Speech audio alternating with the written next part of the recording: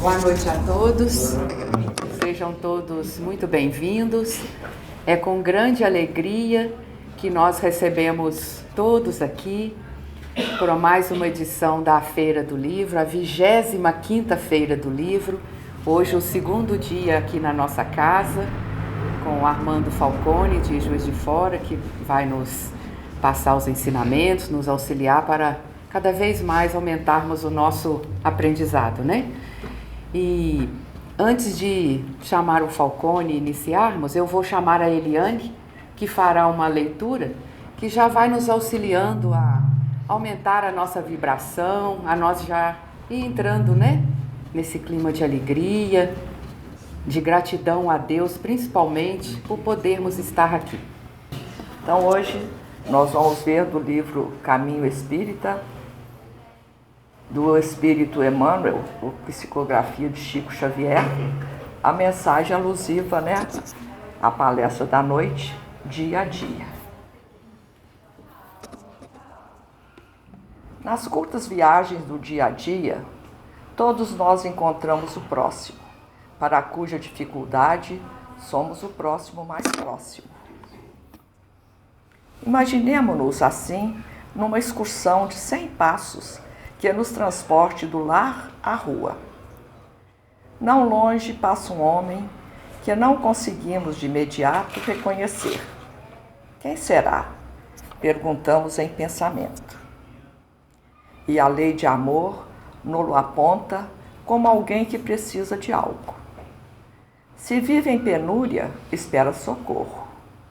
Se abastado, solicita assistência moral, de maneira a empregar com justiça as sobras de que dispõe. Se aflito, pede consolo. Se alegre, reclama apreço fraterno para manter-se ajustado à ponderação. Se é companheiro, aguarda concurso amigo. Se é adversário, exige respeito. Se benfeitor, requer cooperação. Se malfeitor, demanda piedade. Se doente, requisita remédio. Se é dono de razoável saúde, precisa de apoio, a fim de que a preserve. Se ignorante, roga amparo educativo. Se culto, reivindica estímulo ao trabalho para desentranhar a benefício dos semelhantes os tesouros que acumula na inteligência. Se é bom, não prescinde de auxílio para fazer-se melhor. Se é menos bom, espera compaixão que o integre na dignidade da vida. Ante o ensino de Jesus pelo samaritano da caridade, poderemos facilmente entender que os outros necessitam de nós tanto quanto necessitamos dos outros. E para atender às nossas obrigações no socorro mútuo, comecemos à frente de qualquer um pelo exercício espontâneo da compreensão e da simpatia. Emmanuel. E vamos fechar nossos olhos, vamos elevar nosso pensamento a Deus, ao Mestre Jesus, aos espíritos benfeitores dessa casa, agradecer a oportunidade de estarmos aqui para mais uma vez podermos absorver, apreender os conhecimentos que a doutrina espírita nos traz, doutrina que nos consola porque nos esclarece. Pedimos aos espíritos benfeitores que intuam o Falcone, para que ele possa nos passar com carinho o estudo que preparou para nós e nós, da nossa parte, estejamos receptivos, atentos, o que esses ensinamentos nos ajudará a enfrentar os nossos desafios do dia a dia. Mestre Jesus, espíritos benfeitores desta casa, nós te agradecemos imensamente essa oportunidade. Continue conosco, Senhor. Que assim seja. A palavra é sua, Falcone, trabalhador da FEAC. Fique à vontade. Prezadas irmãs, prezados irmãos, jovens de todas as idades, desde o mais jovem até alguém que já está na casa do Zenta. Que Jesus, o amigo e benfeitor de nossas vidas, continue a nos envolver na sua paz. Quando solicitados a participar de mais uma feira do livro espírita, nessa abençoada terra de Santos Dumont, nós ficamos pensando qual o tema e refletindo, buscando sintonia com o mundo maior, os amigos espirituais nos disseram: Evangelho segundo o Espiritismo, capítulo 6, o Cristo Consolador, item 5º, item 5, último parágrafo. E fomos atrás para buscar informação. E no referido capítulo 6, item 5, último parágrafo, está uma das frases mais impactantes da doutrina espírita, que para uns é bênção, para outros é maldição. Que frase será esta? Espíritas, amai-vos, eis o primeiro ensinamento. Algumas pessoas falam mandamento. Não existe mandamento em doutrina espírita. E amai-vos é o primeiro ensinamento. E instruí-vos, eis o segundo. Então, se pegamos na linha da evolução, estamos num destes degraus. Na ordem dos pedreiros, a maçonaria, existem 33 degraus. A pessoa iniciada entra, o neófito, passa pela sala dos passos perdidos e ao fim da iniciação ele é aprendiz. Usa uma indumentária própria e ali permanece para aprender a andar nos caminhos da maçonaria, da ordem dos pedreiros. Depois de algum tempo, ele recebe a primeira graduação. E nessa primeira graduação ele passa para o grau de companheiro. Muda a indumentária. Depois de algum tempo vai se capacitando, estudando a parte filosófica, aprendendo os valores e ensinam os ritos maçônicos que o maçom deve cavar masmorra aos vícios e erguer templos às virtudes. E depois ele passa para uma nova graduação e vai ao grau 3. E no grau 3 vira mestre maçom. Ser grau 3 ou grau 33 não faz diferença.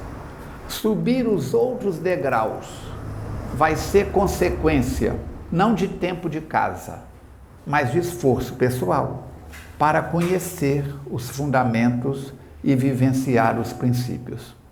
Na doutrina espírita nós não temos ritual nenhum, mas como somos do ramo judaico-cristão, seguimos os valores herdados pelo Velho Testamento. Eu não gosto do Velho Testamento. Vale a pena ler. Se tiver tempo, disponibilidade, fazer um curso bíblico, mesmo que seja por uma igreja protestante, já que no movimento espírita não existem cursos bíblicos, como caráter pessoal, para poder aprender sobre a primeira revelação. A primeira revelação é Moisés. Falcone, por que a primeira revelação é Moisés, se tantos outros missionários vieram depois? Siddhartha Gautama, o Buda, Confúcio, Zoroastro, Lao Tse, anterior a Jesus, Krishna, e uma série de outros homens e mulheres, principalmente homens, porque a sociedade era muito machista, coisa que mudou pouco, embora a criança, o adolescente, a mulher e o idoso já tenham um tratamento diferenciado pela lei brasileira, mas nós sabemos que é uma vergonha para os homens brasileiros termos a necessidade de uma lei chamada Lei Maria da Penha. Embora que eu veja que está faltando uma segunda lei para completar, a Lei Mário da Penha, que é o que tem de mulher batendo nos maridos, tanto no atendimento fraterno, na FEAC, como no atendimento no consultório, o que tem de homem reclamando, o negócio está feio. E não pode reagir, porque se encostar o dedo, dá BO. Tem exame de corpo e delito. E aí o bicho pega. E a primeira delegada da Delegacia de Mulheres em Juiz de Fora, para completar mais ainda o cenário, tinha o sobrenome de Terror. Deus sabe o que faz, cada cidade recebe o que merece. Brincadeiras à parte, então, buscando esse conceito na escada da evolução, não importa em qual degrau você está. Emmanuel disse que se pegarmos um ponto onde fomos criados e a evolução relativa para o que a nossa consciência consegue alcançar, se dermos um traço no meio, estamos mais perto do início do que do meio da caminhada. Viemos ontem de um planeta primitivo, um planeta primevo, primeiro degrau, um planeta de iniciação. O Pithecanthropus erectus surgiu na Terra e a chegada dos espíritos que vieram de Capela trouxeram uma mudança no DNA humano, a retração do maxilar, a expansão do neocórtex e a mudança do genoma humano. Se nós observarmos, de uns tempos para cá, o corpo dos jovens mudaram. Quando eu pego as fotografias da minha turma de formação do 4º ano primário, do Grupo Escolar Francisco de Barros, em Astolfo Dutra, quando eu pego as fotos da formação do curso de técnico em contabilidade, na Escola de Contabilidade de Astolfo Dutra, e vejo a cara das meninas e dos meninos, as roupas, e eu vejo a meninada de hoje, eu digo assim, como que mudou a exuberância da beleza anatômica. E infelizmente, como o pano está muito caro, a quantidade de roupa também diminuiu muito. Centro espírita é um perigo, porque tem lugares que a gente vai falar e tem que falar, porque Jesus naqueles dias tem que olhar para lá, que se você olhar para aqui, você vê o perispírito, as últimas 80 reencarnações de muitas pessoas, e não tem orador que aguenta, com muito esforço que a gente faça, mas tem dia que a fragilidade nos visita também. Então nós temos que ter muito cuidado com isso. Porque já estão reencarnando na Terra há algumas poucas décadas espíritos que estão voltando de Capela, em agradecimento a Jesus pela oportunidade que tiveram de aqui na Terra passarem pela lapidação da segunda etapa, de planeta primitivo para planeta de provas e expiações. Vieram alavancar de tal maneira a sociedade na Terra e deixaram rastros assustadores. As chamadas 7 maravilhas do mundo antigo, desde o Colosso de Rhodes, aos jardins suspensos da Babilônia, a muralha da China, as pirâmides do Egito e outras mais, são assustadores. As possibilidades de fazerem obras sem guindastes, sem mecânica, na era do cobre, que hoje, com toda a tecnologia do século XXI, não se consegue. Como que foram transportadas as pedras da pedreira de Assuã para o Vale dos Reis e da Rainha? Descendo o rio Nilo, em direção ao delta, o Vale dos Reis está do lado esquerdo, onde estão as pirâmides, e do lado direito o Vale das Rainhas, onde estão as tumbas mais preciosas. A 60 quilômetros de distância, A pedra conhecida na grande pirâmide de Quéops, com o menor peso, tem 40 toneladas. A pedra conhecida na pirâmide de Quéops, pelos cálculos matemáticos, mais pesada, tem 200 toneladas. Ah, veio rolando em cima de coqueiro. Não tem coqueiro que aguenta, afunda. Ah, colocava nos barcos. Qual navio hoje que consegue colocar uma pedra de 200 toneladas e descer 60 quilômetros rio abaixo sem que ele venha a sossobrar? Agora, há uma nova teoria que haviam os mecanismos antigravitacionais. Perguntei uma vez a um espírito, como é que foi feito? Ele disse, há uma teoria no plano espiritual, até onde eu consigo alcançar, que eram cápsulas colocadas nas pedras, alguém punha as mãos e movimentava. Eu digo, Harry Potter é dessa época. Muito bem, agora tem uma teoria surgindo de que eles criavam um campo magnético e teletransportavam a pedra de Assuã para cá. Falcone, vamos embora, acabou, você vai fazer a prece de encerramento, que o cara endoidou. Gente, Júlio Verne escreveu obras extraordinárias, A Volta ao Mundo em 80 Dias, A Viagem ao Centro da Terra, e colocou coisas nos livros deles que eram super adiantadas para a sua época. Tudo que ele colocou é possível, está sendo feito e realizado. Mas Júlio Verne desencarna e termina a história toda. Um dia, na casa de Júlio Verne, o filho dele estava mexendo em algumas coisas e de repente ele esbarrou na parede. Quando ele esbarrou na parede, caiu o reboco e apareceu uma gaveta secreta. Ele abriu a gaveta secreta e nesta gaveta estava enrolada em pele de arminho os originais de um livro, dizendo na capa, infelizmente guardei este livro com muito carinho porque o editor não quis editar a obra. O editor dele, quando leu, Júlio Verne falou do telégrafo, falou da eletricidade, falou dos submarinos, falou dos aviões, ele falou do fax. Você enfia um papel aqui em outro lugar do planeta Terra, onde tem uma máquina igual àquela, materializa lá. Mas ele colocou no último livro dele a história do fax. O editor disse, não posso editar isso. É maluquice demais. Esse eu não vou editar. E hoje, quem tem fax?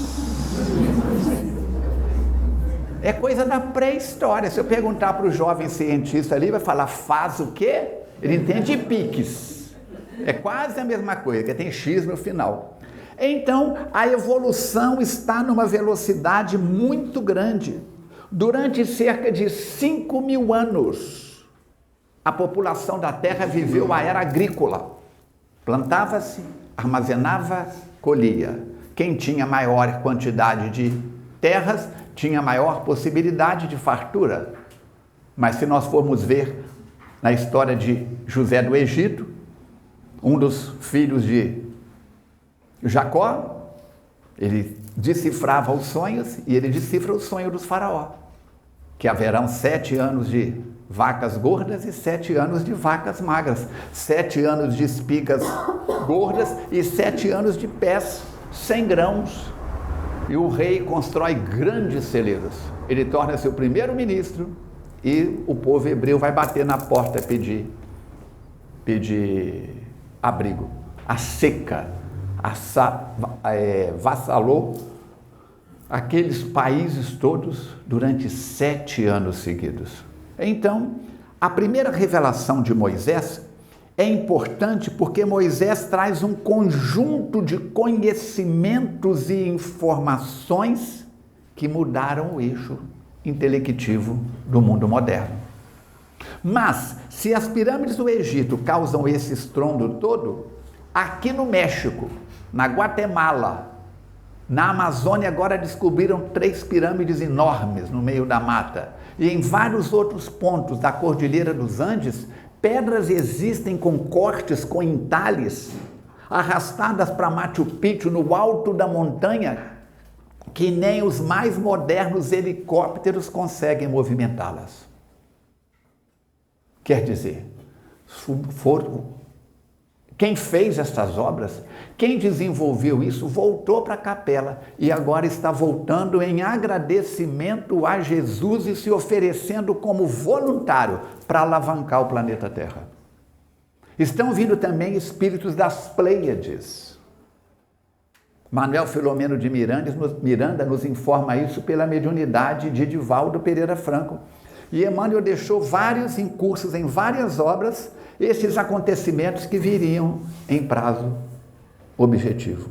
Então nós estamos vendo mudança na anatomia. O dente ciso, a meninada de hoje já não nasce mais com dente ciso. Eu sou um espírito tão evoluído que, mesmo sendo de décadas anteriores, não tenho nem incluso nenhum dos 4 sisos. Se isso for sinal de evolução, eu vou te contar uma coisa: quem tem dente ciso aqui na sala já passou aperto, tendo que fazer extração dentária e tudo mais.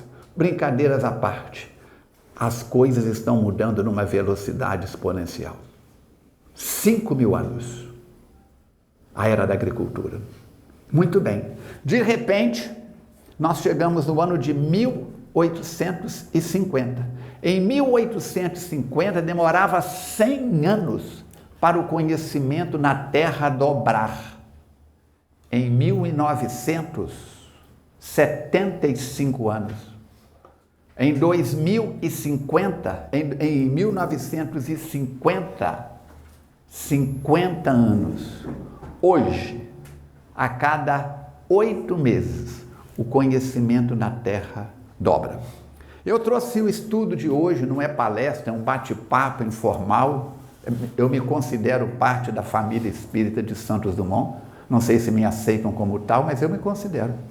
Eu trouxe em pendrive, eu disse para o Aramis: tem pendrive e tem projetor? Eu falei: não sei, eu vou levar os dois, na hora a gente decide. E acabei optando pelo gogó.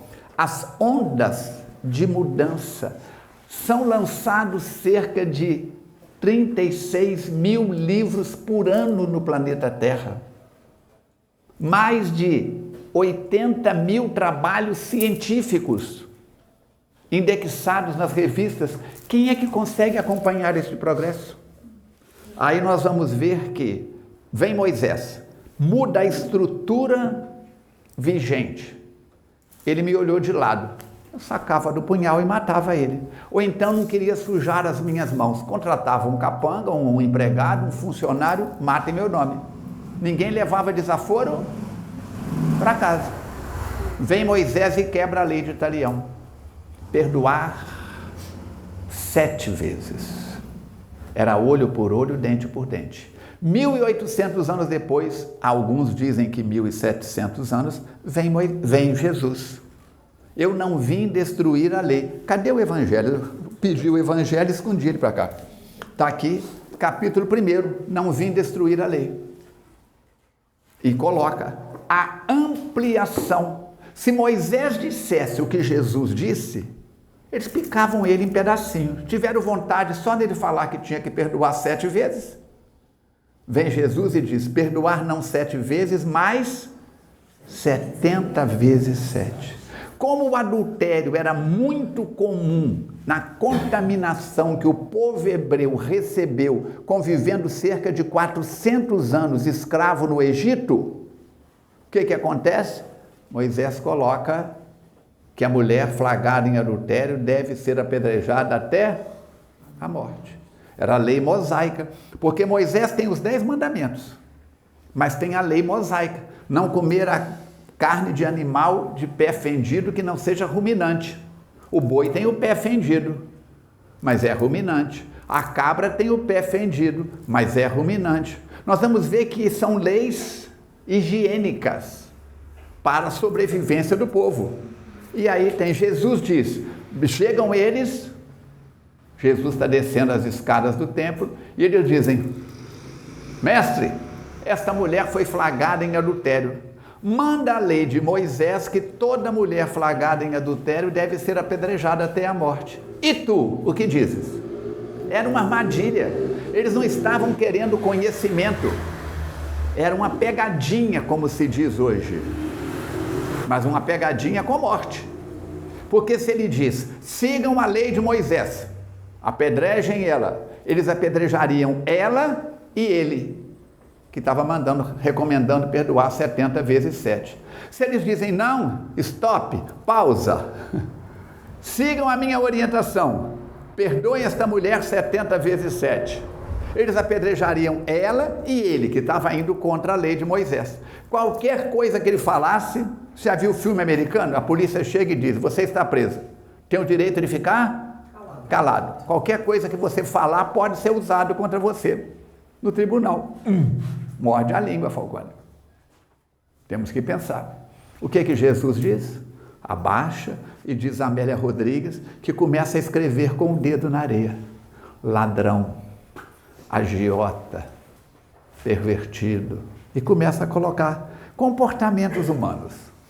E diz, dentre vós, o que estiver livre de pecado, atire a primeira pedra. E para o hebreu, pecado era tudo aquilo que contraria a lei e que contraria o código de ética. Então não é só roubar, matar, é também adulterar a verdade. No Brasil, nos dias de hoje, a palavra adultério é muito relacionada a triângulo afetivo. Mas ali ele está falando adultério. Quando você fala uma mentira, você está adulterando a verdade. Moral da história, Jesus vem ampliar os conhecimentos humanos. Vem trazer informações que Moisés não pôde trazer. E que Moisés e todos os profetas que vieram na historiografia do Velho Testamento foram abrindo a cabeça lentamente do povo hebreu, que provavelmente todos nós aqui já passamos, de maneira direta ou indireta, pelos caminhos judaico-cristãos, nesses últimos 3.800 anos. Mas ele diz, está em João, capítulo 14, versículo 21 a 26. Eu voltarei ao Pai, mas eu não vos deixarei órfãos. No futuro, eu vos enviarei o Paracleto, o Espírito Verdade, e ele vos lembrará tudo aquilo que eu hoje vos digo, e vos falará sobre coisas que não vos posso apresentar, porque não as podeis suportar. Este jovem está na escola. Você está em que ano na escola? Segundo ano do fundamental. Sim. Aquele jovem lá está um pouquinho na sua frente, aquele barbudo ali atrás. Ó. Depois você conversa com ele, tá? Ele trabalha com física, com astrofísica, com cálculo matemático que nem Pitágoras daria conta. Muito bem. Se pega um exercício que ele decifra facilmente e passar para você, você consegue? Não. Porque você não tem recursos informativos para decifrar aquilo. Ele está no segundo ano, não precisa ir lá não. Pega um exercício do terceiro ano, do quarto ano, do quinto ano. É muita areia para o caminhãozinho dele. Por quê? Tem algum retardo mental, alguma limitação? Não, ele está como uma flor desabrochando no campo da intelectualidade. E nesse aspecto, ele é aprendiz, o universitário é aprendiz e todos nós somos aprendizes. Meu avô veio da Itália, chegou no Brasil no princípio do século passado, em plena gripe espanhola. E quando ele desceu do Rio de Janeiro, ele ouviu os brasileiros falando, estes italianos são malucos, vim para o Brasil nessa época de caristia. Naquela época a palavra era carestia, hoje é inflação e outras coisas mais. Muito bem. E ele veio. E ele tinha uma série de ditados populares que trouxe da Itália, casou com a minha avó que era analfabeta, mas tinha uma coleção de ditados populares. Eu cresci nesse caldo de ditados populares. E nos ditados populares ele dizia que o homem tem que ser lido ou corrido, não sendo da polícia. O que é o homem lido? É ele, está graduando-se. É ele, está graduando-se. Agora ninguém gradua-se ouvindo palestras sobre. Eu tenho formação em direito. Eu me graduei em direito ouvindo palestras sobre direito? Não. Eu tenho formação em medicina tradicional chinesa. Eu me graduei em medicina tradicional chinesa ouvindo palestras sobre medicina tradicional chinesa? Não. Tive que sentar o bumbum na cadeira e, como diziam os antigos, queimar pestanas. Coisa que a meninada de hoje, e muitos adultos também nem sabem o que é isso. Era o tempo da vela, do lampião, da lamparina. E a pessoa ficava ali estudando à luz de lamparina. Eu não sei se a formação musical do companheiro é clássica ou é ouvido. É ouvido. Este homem toca de ouvido. E ele toca, quanta luz neste ambiente. Muito bem, está no tom. Se subir um tom, quanta luz neste ambiente, ele acompanha. Porque ele vai de ouvido, pode até passar algum aperto nos primeiros acordes, mas engrena. Eu tenho formação acadêmica. Tenho o curso de regente e curso de maestro. Tenho ouvido absoluto. Se uma orquestra estiver tocando e tiver um instrumento desafinado, eu localizo qual o instrumento, se é o violino, o primeiro ou o segundo violino, e sei a corda que é. Uns dizem que é bênção, outros dizem que é maldição. Mas vão tocar parabéns para você. Sol, sol, lá, sol, dó, si. Subiu um tom, ela começou um tom acima, sem querer, puxou um tom acima. Eu não sei acompanhar. Eu não sei acompanhar, porque eu estou preso a partitura. Ele está preso ali, talvez, a cifras. A cifra, para poder ter uma cola. Então, todos nós temos limitações. Se colocar uma partitura para ele ler, ele não lê. Se colocar a cifra para mim, eu não leio. Aí nós lembramos da época da capoeira. Alguém aqui já jogou capoeira? Xoxua, cada macaco no seu galho. Xoxua, eu não me canso de falar. Xoxua, o meu lugar é na Bahia. Xoxua, não sou aqui deste lugar. O lugar dele é aquilo ali, violão. O meu lugar é clarineta. Eu trouxe a clarineta aqui, acho que o ano passado, ou o ano atrasado, não sei. E o raio da clarineta, na véspera de eu vir, caiu no chão. Uma chave amassou, eu desamassei, mas toda vez que eu passava naquela chave do Mi grave ou do Si médio, tchum, ela soltava um guincho. Menino, teve que passar na mão de dois, como é que chama quem conserta violão, instrumento musical? Luthier, para poder consertar o raio da desgramada da clarineta. Então, o que acontece? Todos nós sabemos um pedaço da verdade. Um pedaço da verdade. Mas ninguém conhece a verdade por inteiro. Está em João capítulo 8, versículo 32. Conhecereis a verdade e a verdade vos libertará. Ficamos curiosos como é que esse raio dessas pirâmides foram construídas. Foi materialização, foi transporte, foi teletransporte, foi nave espacial. Pode alucinar à vontade. O que isso vai mudar na minha vida? Nada. A gente estuda e fica interrogando. Agora aqui, nós temos um músico de formação extraordinária, que é o maestro Antônio Carlos Jobim. Ele, com um embaixador, já aposentado, e mais dois companheiros, criaram a Bossa Nova no Brasil. Muito bem.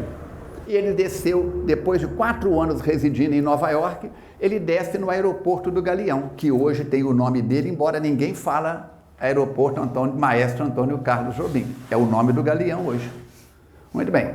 Ele desce e a repórter de um canal de televisão que já foi informativo e hoje é lixo, pergunta para ele, maestro, eu não sei se o senhor sabe, está acontecendo no Brasil o primeiro Rock in Rio. E ele disse, interessante. E o que o senhor tem a dizer sobre isso? Mais de 10 mil jovens de tudo quanto é canto do planeta Terra. Falou, minha filha, se eles tocando rock já conseguem reunir 10 mil jovens. Imagina o dia que eles tocarem música. Eu estou só repetindo as palavras dele, concordo plenamente. Se alguém for contra, joga pedra nele, não é em mim não. Nós temos que pensar. Para o campo mental musical do maestro Antônio Carlos Jobim, rock era tantã, primitivo. E hoje nós vemos aí o que está passando da boca dos jovens. É cada letra que os guias saem pelo basculante, os obsessores saem pela fresta da porta, não aguentam. Como é que faz? É assustador. É o tantã primitivo voltando. Sem melodia, sem ritmo, sem harmonia. Porque música é um tamborete de 3 pés. Nós temos que pensar nisso. Nós conseguimos mudar isso? Não. Mas podemos mudar a nós mesmos. Se eu me meter a besta de querer estudar violão, até eu chegar na sensibilidade deste homem, na sensibilidade do Marquinhos e de outros violonistas, eu vou ter que comer muito angu.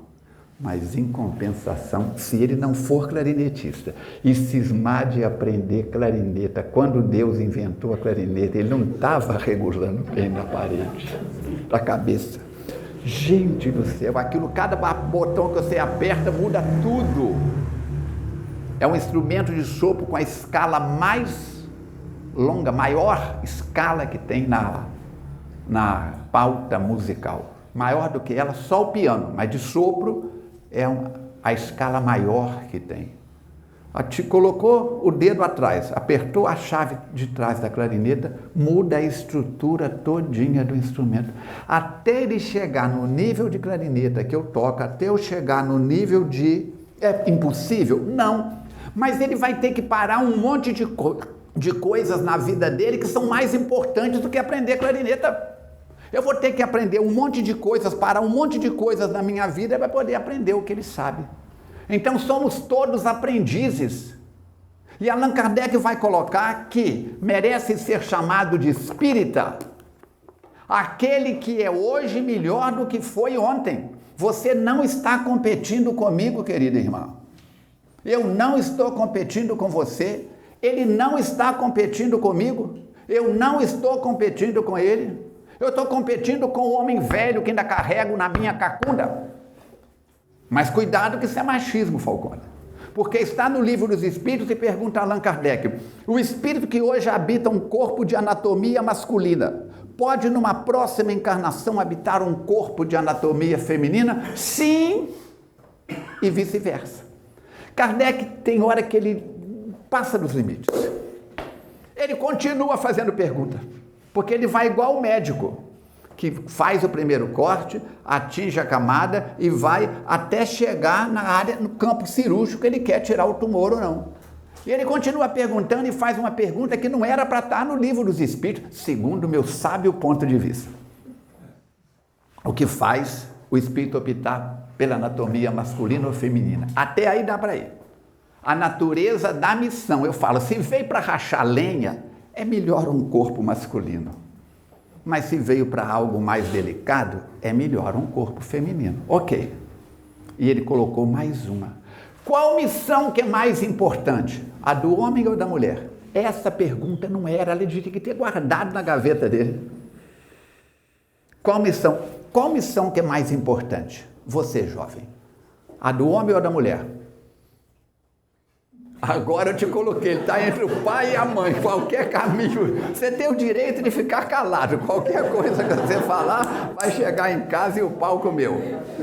Na sua opinião, de 2º ano do estudo fundamental, qual missão que é mais importante, a do homem ou da mulher? Chuta uma, chuta. Da mulher. Por quê? Vocês lembram? A missão mais importante é da mulher. Quem lembra por quê? Porque os espíritos explicam o porquê.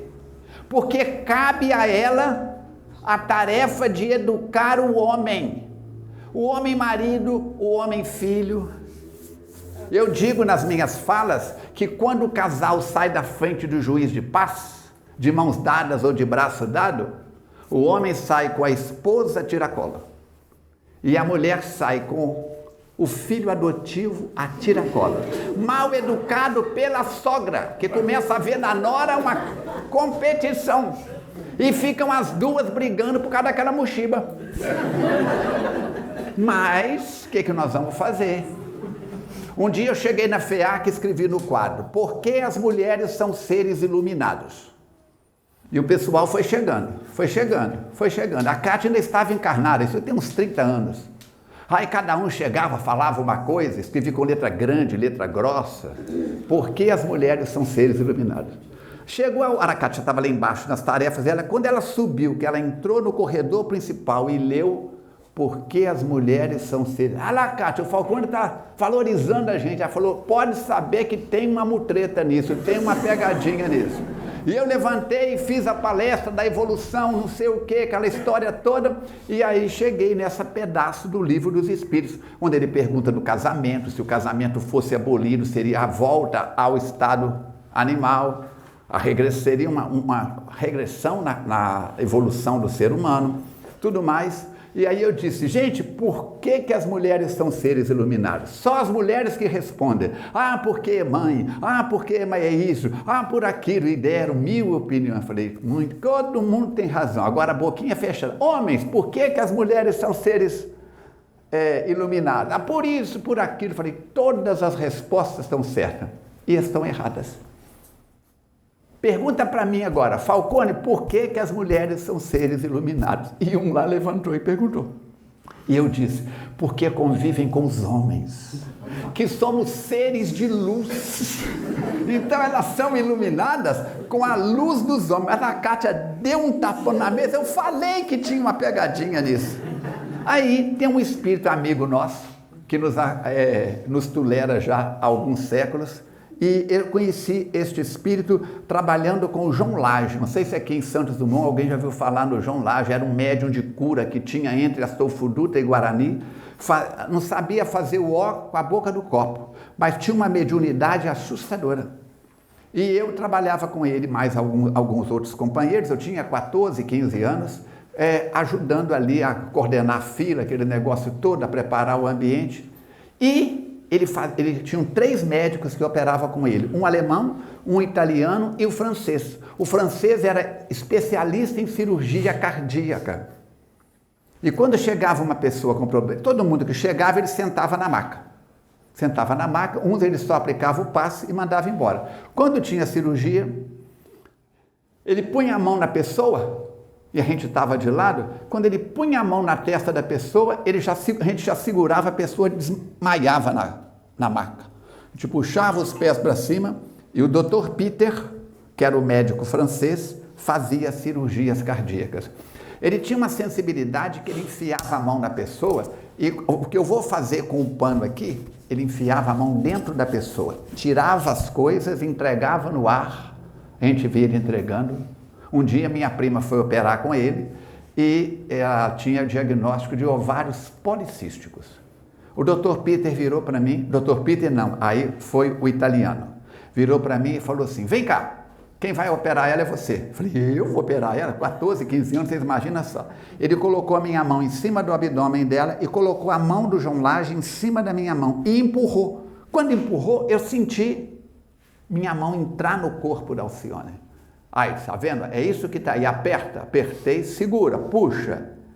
Olha, eu vi, solta, desmaterializou. Agora vamos para o outro. Gente, eu tremia dos pés à cabeça e era um Deus nos acuda. Muito bem. Aí eu perguntei ao Dr. Peter um dia, desliga esse celular. Aí eu sei o que está pitando? É o daqui? Então tem alguém com o celular ligado aí, ó. Desliga, porque daqui a pouco é Jesus me chamando. Não chamando você, né? Eu não, ô bobo, bate na madeira 3 vezes. Então, eu perguntei ao Dr. Peter, como é que o senhor põe a mão na pessoa e ele já cai quase que desmaiado? Ele falou assim, como é que anestesia que é essa? Ele falou, quem faz anestesia não sou eu. Fez o que tinha que fazer e falou comigo assim, daqui a 3 pacientes, aí vinha o primeiro, o segundo e o terceiro. O terceiro vai ser atendimento cardíaco. Na hora que ele entrar, você senta, concentra, que nós vamos abrir a sua evidência para isso. E assim eu fiz, sentei, concentrei e abri a evidência. E eu vi quem tinha o Dr. Peter na maca e do outro lado tinha um espírito. O espírito pegou alguma coisa na mão e fez assim, e colocou na pessoa. Eu falei, que é isso? Ele virou. No jaleco dele tinha várias agulhas deste tamanho. Ele tirou uma agulha e me mostrou. Isso é acupuntura chinesa. Como é que o senhor faz isso? Ele disse, olha para a minha cara. Era um chinês. E ele mostrou e me disse, você vai trabalhar com isso. Eu pensei assim, gente, tem gente doida do lado de cá, tem gente... Eu queria ir para Amman, preparando para fazer prova para a Academia Militar de Agulhas Negras. Tem espírito doido para tudo quanto é lado, lá de lá também. Ele sorriu, não falou nada. Então esse espírito, a partir daí, passou a nos acompanhar em vários momentos. Quando nós fundamos a FEAC, se tornou um dos amigos espirituais da casa. O mestre Shin vinha entrando, virou e falou assim, homem é tudo espírito de luz. A Kátia ouviu, eu ouvindo e eu ouvindo. Espírito de luz apagada, luz queimada, luz desligada, Lucifer. Ai, gente, quando ele falou isso, a Kátia deu uma risada e disse assim, para! Me tomou o microfone, está entrando um espírito aqui, fulano de tal, e disse, e repetiu. Acabou com a minha palestra. Todos somos aprendizes. Então, o espírito que é machista, está na contramão. Espírita que não gosta de ler, está na contramão. Espírita que só vem em palestra espírita, está na contramão, porque ninguém aprende o que ele aprendeu, seja de ouvido ou seja por acadêmico, só ouvindo. E voltando à música, tem um tal de Djavan que não sabe o nome das 7 notas musicais. E o homem inventou uma série de acordes, você sabe disso? Não. Ele inventou a 7ª e agora inventou a 9ª. E está com Parkinson. Imagina se deixasse, ele inventava a 11ª. Trem de doido. Então, gente, genialidade, Beethoven, Mozart, Tchaikovsky e os grandes pintores, os grandes escultores, isso é genialidade, são espíritos que estão acima da média, mas que desenvolveram um grande teor artístico, mas ainda não alcançaram, alguns, o padrão intelectual. Eu não sei se vocês sabem. Sabe quem é Aleijadinho? Reencarnação de quem? De um dos maiores escultores da velha Grécia. Ele é reencarnação de Fídias, o camarada que esculpiu as colunas e os cabeçotes de coluna da Acrópole, em Atenas. Reencarnou no Brasil, numa condição de filho de escravos, ele era um mulato, e ainda foi visitado pela lepra. Os dedos caíram, e os escravos amarravam o cinzel e o malhete na mão dele, e ele esculpia do mesmo modo. Se algum dia forem a São João del Rei, largue de ser miserável, vai a São João del Rei, vai no Quitandinha, no Rio de Janeiro, enfia a mão no bolso e contrata um guia.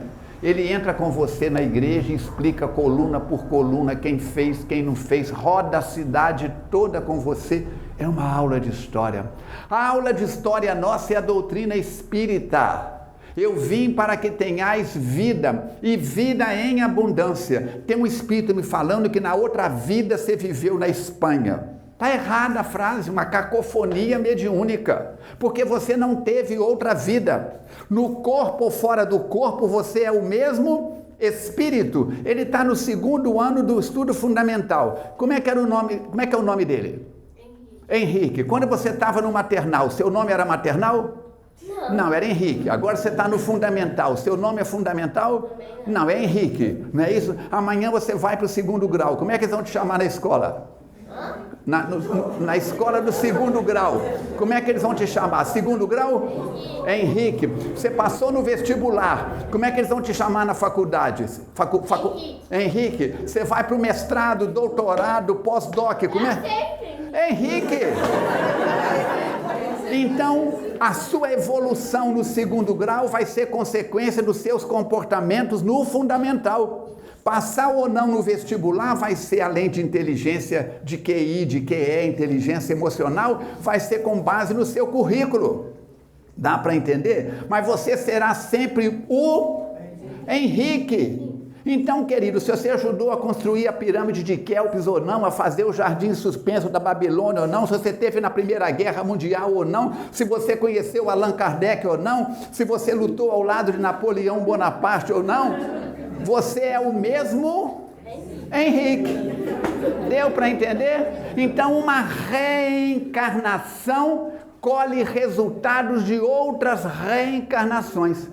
Tom, Falcone, a minha cabeça agora rodou. Não se assuste, Allan Kardec diz, está na Revista Espírita, quando os espíritos começaram a me falar de reencarnação, eu não aceitei reencarnação, porque ele vinha de uma formação judaico-cristã, católica e protestante. Ele estudou em Iverdon, com Pestalozzi, o pai da nova pedagogia, da nova metodologia de ensino. Quando Pestalozzi viajava, era ele que assumia a escola. Ele vai para Paris e funda o Liceu, uma escola. Era membro da Sociedade Científica de Paris, uma das mentes mais brilhantes, como o professor Leon Hippolyte Denisard Rivail. Quando os espíritos chegam e falam desse negócio de reencarnação, a cabeça dele fez o que aconteceu na cabeça do Henrique ali agora. Ele disse: esse negócio não existe, isso aqui não dá para descer. Não desceu nem quadrado, que dirá redondo. Mas eles foram mostrando fatos. A lei natural é fato. Quer ver? Vamos fazer um teatro? Eu vou te fazer uma pergunta, eu quero que você guarde o que você sabe e responda conforme combinado. Todo mundo está vendo que é combinado, ninguém vai te mandar para Babacena, tá bom? Você vai responder não. Como é que é o seu nome? Alan. Alan, você acredita na lei da gravidade? Não. Faz diferença? A lei da gravidade é um fato. Não importa se o senhor acredita ou não, o senhor está sofrendo a ação da lei da gravidade. A doutrina espírita vem nos mostrar a luz da razão, ciência, filosofia e religião. No slide eu coloquei a foto de um companheiro que já foi trabalhador da FEAC, Marcelo Gulão. Ele desenvolveu na tese de mestrado e doutorado dele, ele estudou a metodologia científica que Allan Kardec desenvolveu para estudar os espíritos. O professor Rivail, agora Allan Kardec, a partir do lançamento do Livro dos Espíritos, em 18 de abril de 1857, vai dizer: da mesma forma que o cientista tem o microscópio para estudar o infinitamente pequeno, tem o telescópio para estudar o infinitamente grande, nós temos a mediunidade para estudar o mundo espiritual. E ele não segue a opinião do guia de A, de B, de C ou de D. Ele manda a mesma pergunta para várias direções. E as respostas que vêm, que se encaixam umas nas outras, ele vai construindo, orientado pelo Espírito São Luís, que é o protetor da Sociedade Espírita de Paris, orientado por Zéferos, que é um dos seus amigos espirituais, e orientado, acima de tudo, por Jesus. E alguém pergunta: quem é Jesus? Capítulo 6, onde eu tirei o estudo da noite de hoje, Espiritismo estudar todo dia. Outrora, como eu vos falava às tribos de Israel, eis que retorno para trazer-vos a mensagem viva de Deus, amor. Deus não é mais o Deus do Velho Testamento, que mata os filisteus para que os hebreus possam erguer. Aquele é o Jeová, é a interpretação do Deus guerreiro de uma época belicosa do povo de Israel, e nós vemos nos dias atuais drones para lá, drones para cá, aviões tripulados, não tripulados, mísseis. Israel vivendo mais uma vez o desafio da convivência com a belicosidade. A belicosidade que você traz dentro de você, a belicosidade que eu trago dentro de mim. Quando Saddam Hussein desencadeou aqueles comportamentos que levaram à guerra do Iraque, E os americanos tinham um depósito de armas vencendo, porque arma, munição também vence. E precisavam de descarregar aquilo e disseram que Saddam Hussein tinha armas biológicas. E começa toda aquela cena trágica da tempestade no deserto, que foi o nome da guerra. Até as pulgas dos 5 cadelinhas pincher, desse tamanhozinho que eu tenho lá em casa, sabia que Saddam Hussein não tinha armas biológicas. Mas eles criaram toda uma estrutura de conduzir o pensamento da humanidade. E aqueles que morderam a isca, como os nossos políticos mal orientados fazem nos dias de hoje, e aqueles que são bem orientados mal conseguem segurar as pontas para a coisa não ficar mais complexa. Como na sua família, tem aquelas pessoas que só empurram para frente e tem aqueles que só puxam para trás. Como dentro de você. Um dia eu fiz isso, tomei um choque. Como você, tem dia que é a favor, mas tem dia que é contra. Mas ontem você era a favor, por que hoje você está contra? Porque eu tenho o direito de mudar de opinião, você não tem nada com isso. É o homem velho falando dentro de nós. Espiritismo é para estudar todo dia. É no grupo de estudos que nós vamos formar caracteres de informação e de capacitação. Porque aqui agora, se de repente a companheira ali levantar a mão e disser, eu tenho uma pergunta, no final, se a metodologia da casa permitir. O grupo de estudos você pode perguntar, concordar, discordar, sou a favor, sou contra, explica melhor. É no grupo de estudos que a sua mente abre. Aqui é informação.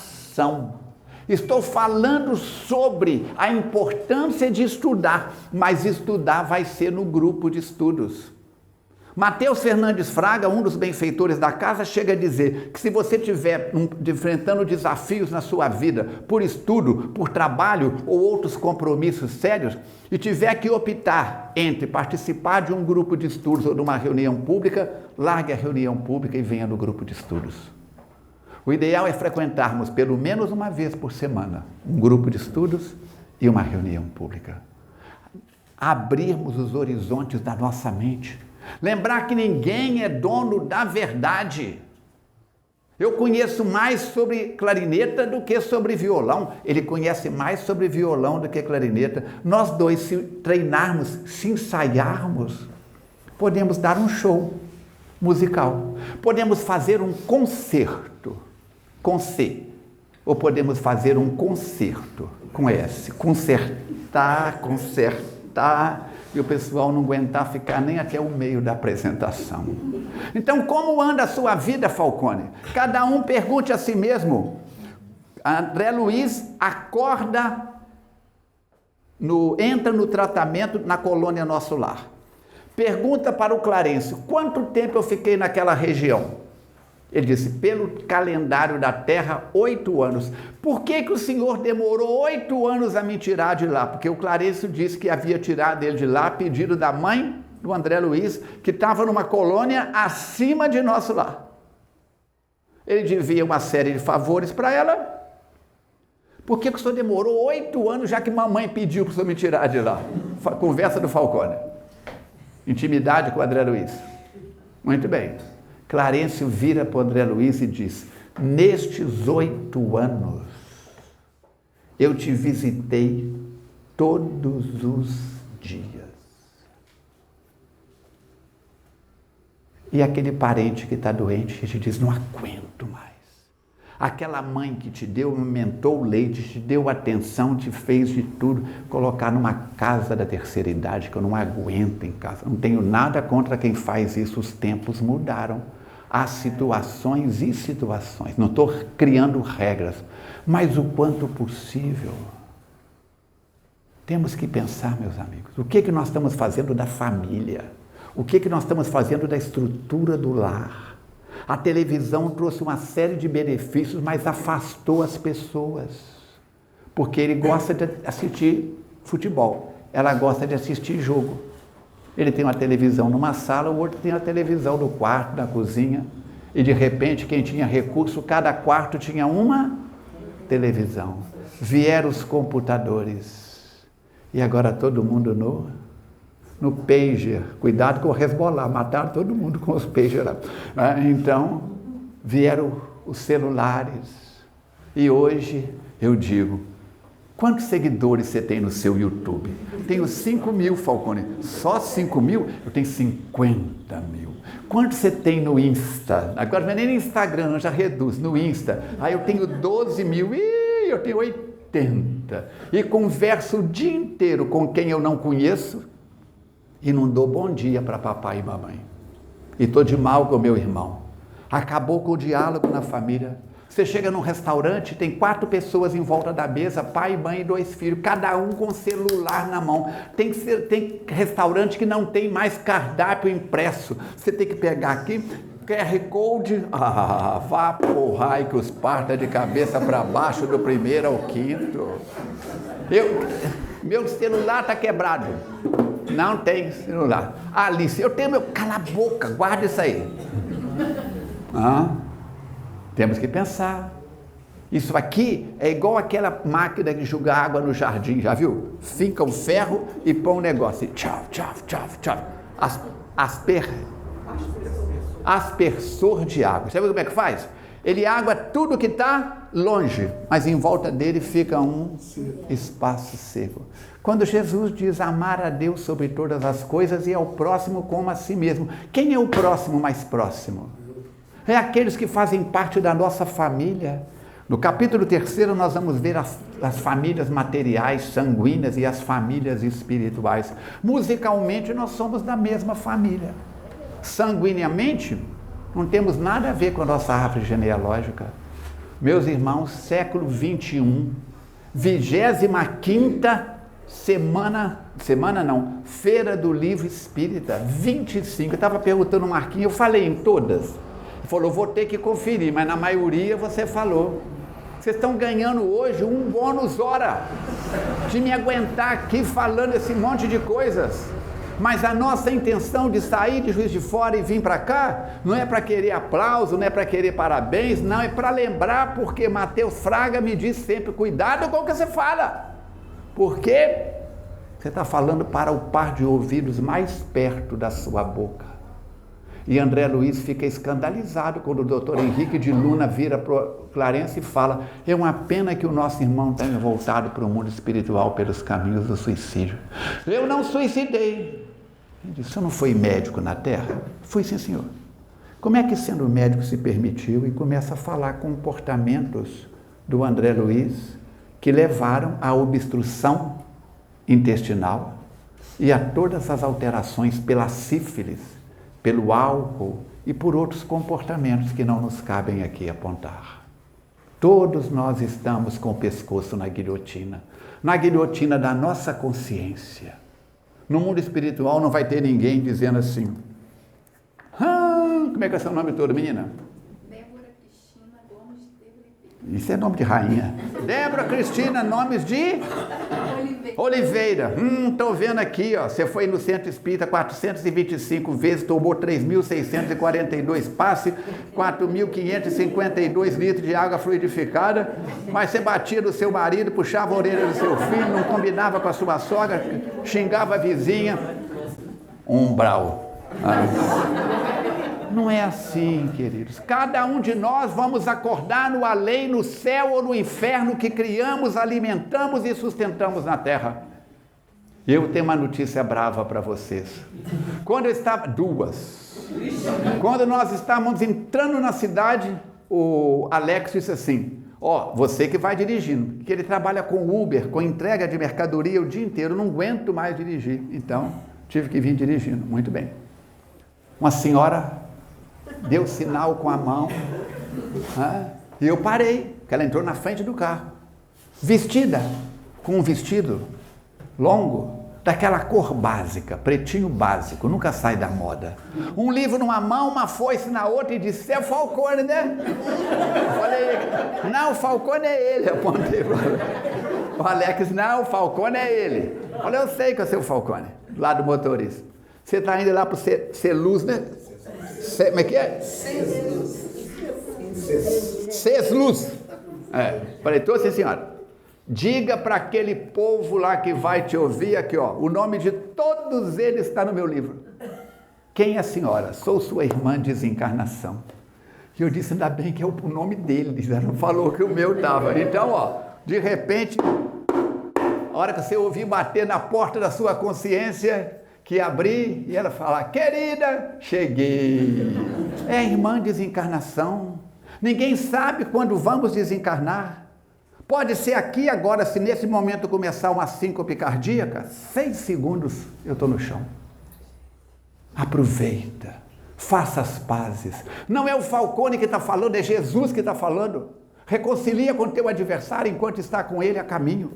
Estuda pelo menos 30 minutos por dia de Allan Kardec, larga o TikTok, para com aquele negócio daquele pezinho para lá e para cá, que você não vai conseguir dançar igual aquele povo de jeito nenhum.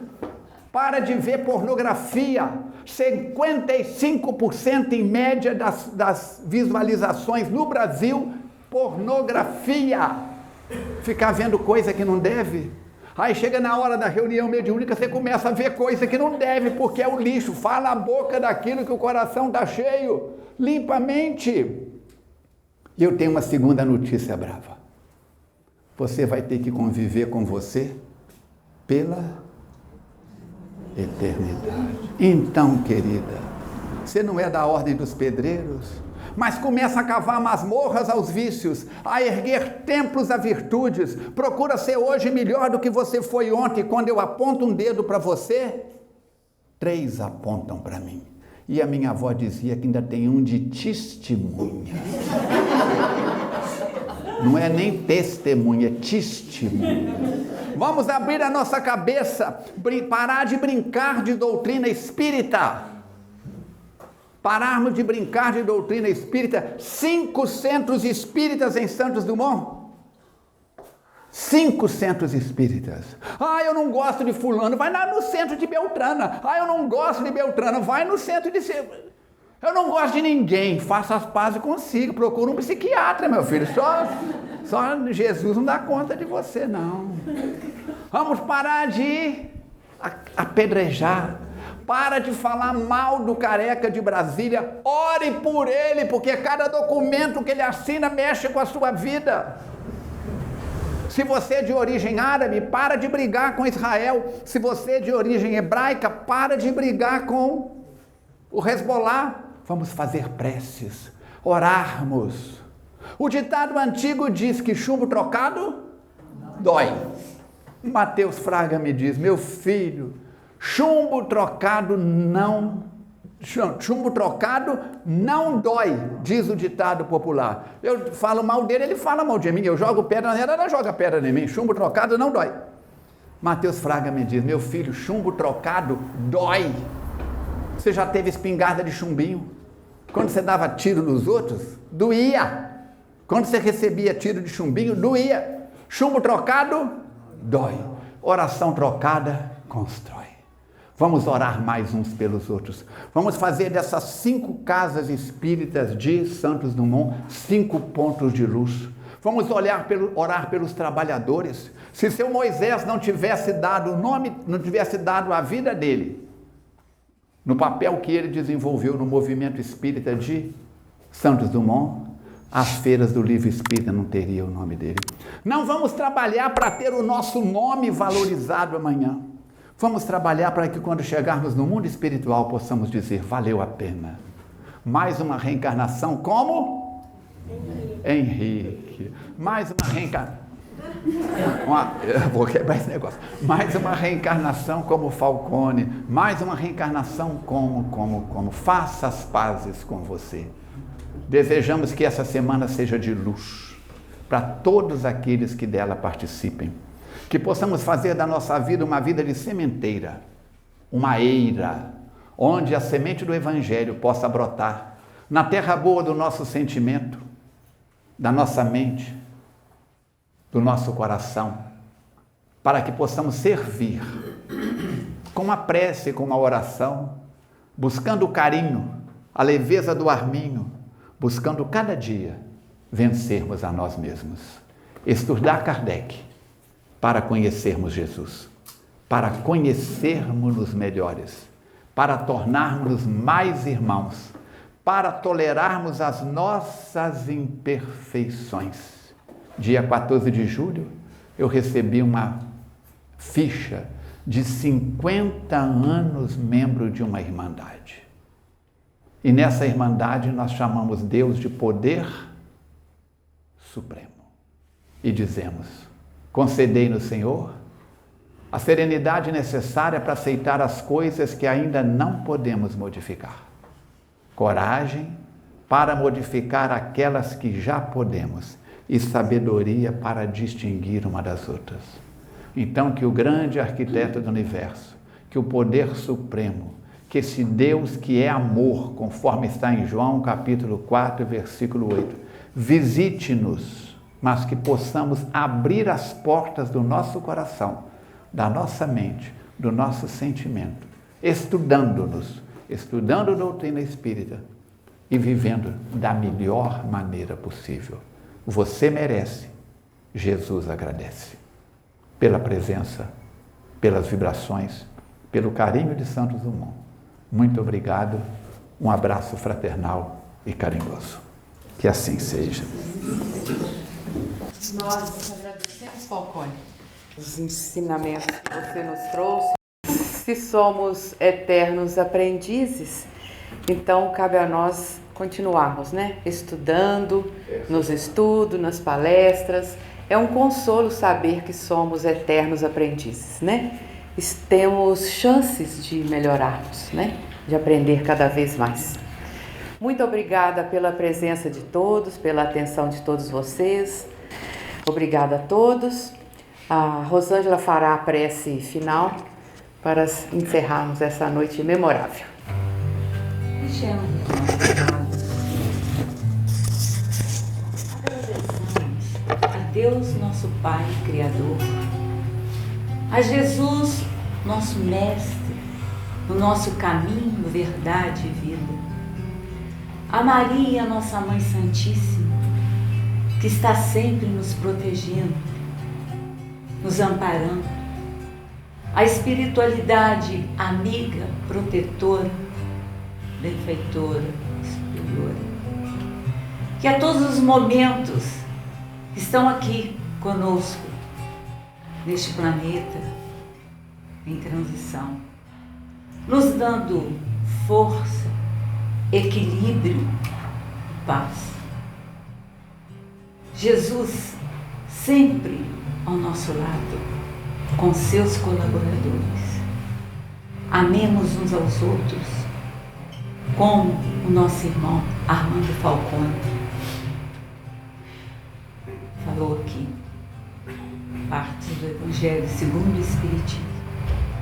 Que tenhamos muito amor, fé, paz e esperança nos momentos de muita luta, de provas, em momentos de paz, felicidade, esse equilíbrio que todos nós teremos que ter. E que todos nós oremos para os familiares, para todos nós, inclusive para os habitantes desse planeta, que tem ainda muito conflito. E que Jesus está sempre nos fortalecendo. Que a paz reine, o amor perdure por todo o sempre. Que assim seja.